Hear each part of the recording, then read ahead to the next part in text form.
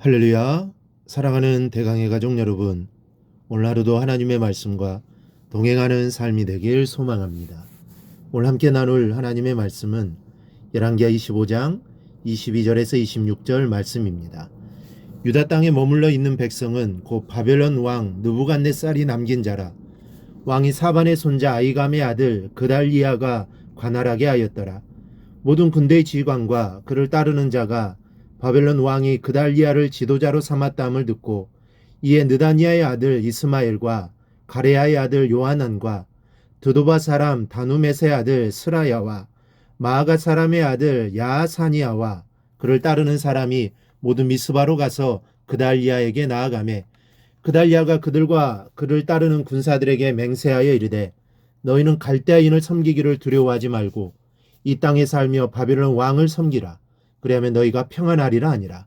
7월에 왕족 엘리사마의 손자 느다냐의 아들 이스마엘이 부하 10명을 거느리고 와서 그달리아를 쳐서 죽이고 또 그와 함께 미스바에 있는 유다 사람과 갈대아 사람을 죽인지라.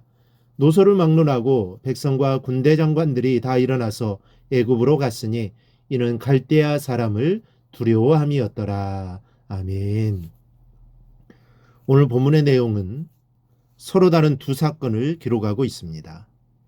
22절에서 26절까지의 내용은 이 총독이 된 그달리아에 대한 것이고 26절에서 마지막 절까지는 요야긴이 왕에 대한 기사를 싣고 있습니다.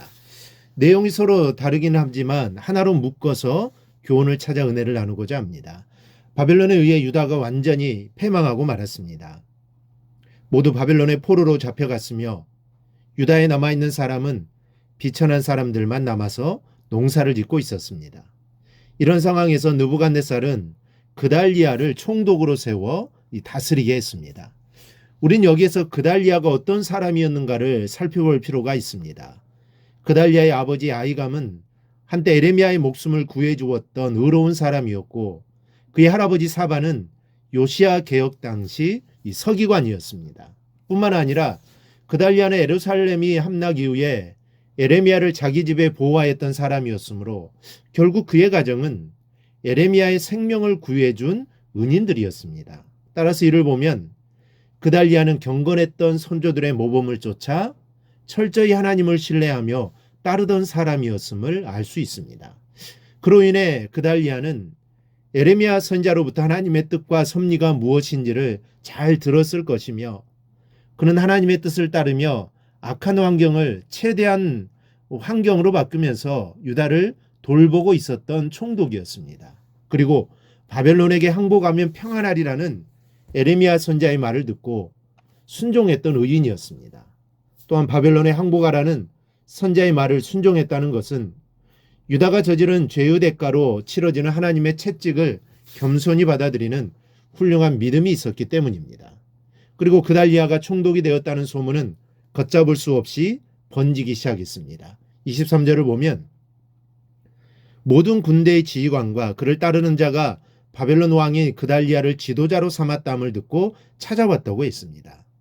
그달리아는 예루살렘이 완전히 파괴되었기 때문에 미스바를 총독의 본부로 삼았습니다. 흩어졌던 유다의 지휘관과 백성들이 이 소식을 듣고 미스바로 모이기 시작합니다. 그달리아를 중심으로 흩어졌던 이들의 힘을 모아 쓰러진 유다를 재건하기 위해 모여든 것입니다.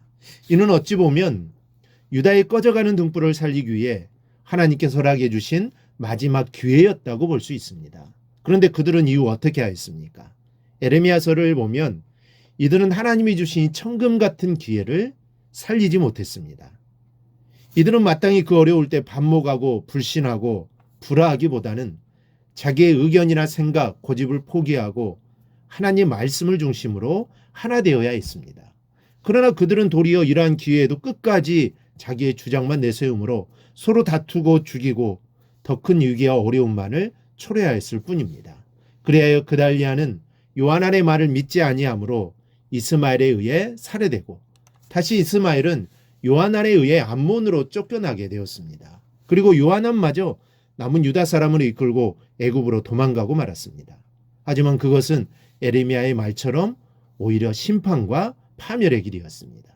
즉 그달리아, 이스마엘, 요하난 그리고 유다의 남은 자들은 하나 되지 못하고 각기 소견에 오른 대로 행하다가 그 천금 같은 기회마저 놓치고 모두가 죽음의 길로 가고 만 것입니다. 이는 하나님 말씀을 중심으로 하나 되지 못하고 서로 자기 생각대로 나누어 다투고 싸우는 자들의 만료가 어떠한가를 분명하게 보여주는 신뢰라고 할 수가 있습니다.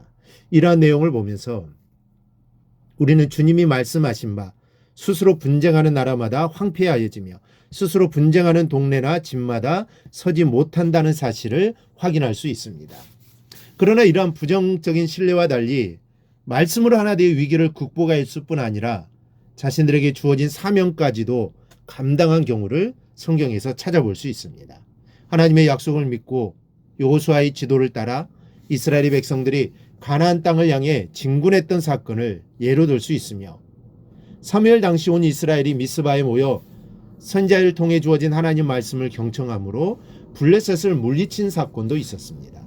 이러한 신뢰들은 말씀 안의 성도들이 하나 되는 것이 얼마나 큰 힘을 발휘하며 얼마나 놀라운 역사를 이룩하는지를 극명하게 보여줍니다. 그러므로 이라는 말씀을 기억하고 여러분이 속한 가정, 교회가 말씀 안에 하나가 되도록 하는데 힘을 다하시기 바랍니다. 거기에 문제 해결의 방편이 있으며 승리와 영광, 번영과 축복이 있기 때문입니다.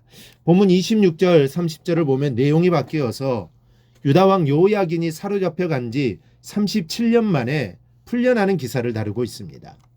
제수의 의복을 바꾸게 하고 바벨론의 모든 왕의 지위보다 높이고 후대를 받게 되었다는 내용입니다. 이것은 여호와의 은혜가 얼마나 큰가를 설명해 주고 있습니다. 그가 비록 하나님 앞에 죄를 범하고 악하였을지라도 하나님의 진노를 영원히 베풀지 않고 다시 자리를 높여주신다는 뜻입니다. 하나님의 채찍은 사랑의 매입니다.